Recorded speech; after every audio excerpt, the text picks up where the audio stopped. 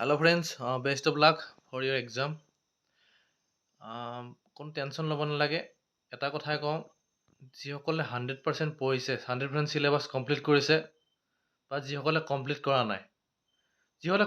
নাই, তেওঁলোকেও একো টেনশ্যন লোৱাৰ দৰকাৰ নাই। এটা কথাই কওঁ, যিসকলে 100% পাছ কৰিছে সিহঁতেও হয়তো পাছ নকৰিবও পাৰে, আৰু যিসকলে 50-60% পঢ়িছে তেওঁলোকে হয়তো পাছ কৰিব পাৰে। এইটো অকণ ব্যৱহাৰ কৰিব।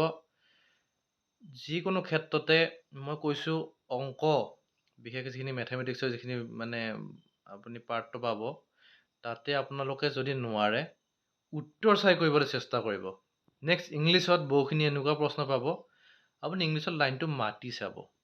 হি is going, for example preposition, he is going dash school.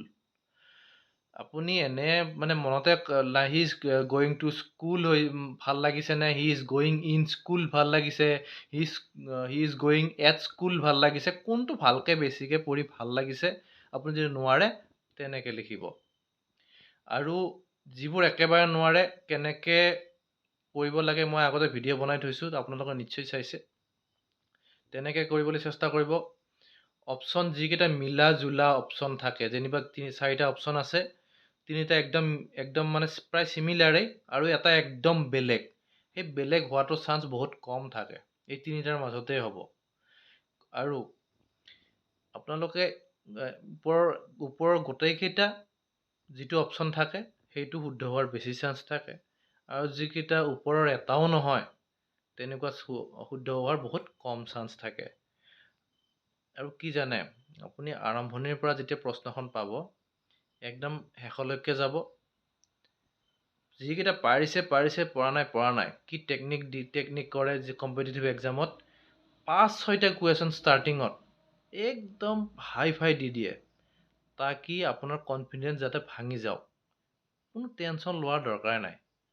আপুনি সেই 5-6টা এৰি গুচি যাওক, তাৰপিছত আকৌ পাৰিব, পিছলৈ আহিব। গতিকে এইটো কথা জানি ল'ব, প্ৰথম ষ্টাৰ্টিঙৰ কেইটামান প্ৰত্যেকটা পাৰ্টতে হয়তো আপুনি এনেকৈ পাব, ষ্টাৰ্টিঙতে 4-5টা, ইছ ৰাম ইয়াতেও ইমান টান, তাতেও ইমান টান আছিল, এনেকৈ আপোনাৰ এটা চাইক'লজিকেল প্ৰেছাৰ এটা হয়তো জেনেৰেলি এক্সামিনাৰে দিয়েই, জেনেৰেলি বাকী হায়াৰ লেভেলৰ এক্সামিনেশ্যনত। টেটৰ কথাটো বাৰু ইমান হেৰি নকৰোঁ বাৰু, কি কৰে কি নকৰে সেইটো। গতিকে আপোনালোকে শেষলৈকে যাব, আকৌ ঘূৰি আহিব, আকৌ কৰিব, আকৌ ঘূৰি আহিব। প্ৰায় 3বাৰ যদি আপোনালোকে প্ৰশ্নখন এনেকৈ ঘূৰি কিনে কৰিব ন, একদম 100% গেৰাণ্টি দিছোঁ আপোনালোকে নিশ্চয় পাৰিব। কিন্তু টেনশ্যন নল'ব, প্ৰেছাৰত নাহিব। এইখিনি ক'বলৈ আহিছোঁ। Again best of luck. কাইলৈ এবাৰ ভগৱানৰ নাম লৈ, আল্লাহৰ নাম লৈ আপোনালোকে এক্সামলৈ যাব। নিজে ভালকৈ কাপোৰ পিন্ধি যাব, ভালকৈ শুৱনি হৈ যাব, যাতে আকৌ সেইটোৰ কাৰণে আপোনালোকৰ এনে টেনশ্যন নহয় মই বেয়া দেখাই হৈ আহিছোঁ নেকি বুলি। কনফিডেঞ্চত যাব, ভালকৈ যাব। এইখিনিকে ক'বলৈ আহিলোঁ, নিশ্চয় পাৰিব।